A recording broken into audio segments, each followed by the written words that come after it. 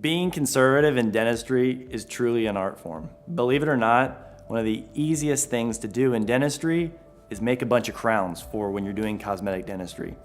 That's also one of the biggest problems that I find is that people's teeth have been needlessly reduced, and you see the terms on the internet like nubs or they made shark teeth out of you. Honestly, that doesn't have to be done anymore. The materials we have now are a lot stronger and it allows us to be a lot more conservative. So honestly, being very conservative in dentistry is a lot more technically challenging than just doing something that looks like it might be complex.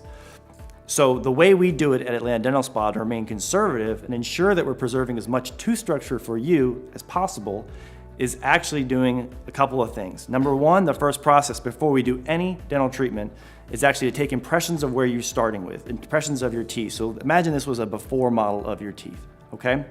With this model, now you and I will communicate on the goals in which we want to do, meaning the shape, the length, all the contours we want to replace, basically all the fixes we want to do. I'll communicate that to my ceramist, who will then deliver what's called a diagnostic wax up. Okay, so this is all done before any dentistry has been done on you. So imagine if we were building a house, this would kind of be like the blueprint for what we were going to build.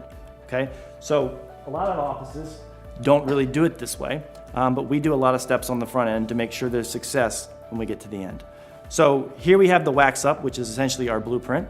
And now from that wax up, I actually will have a guide. The day I do the procedure, I'll actually have a guide that allow me to show exactly what to reduce and where to reduce so that I'm not removing too much and I'm reducing areas that I need to reduce to ensure that we have a perfect aesthetic result. So it's very, very regimented the way I do things, and sometimes people get frustrated with the process and the complexity of making sure they're getting the right results. But in the end, it's all based for getting the perfect result with a minimal amount of reduction for you.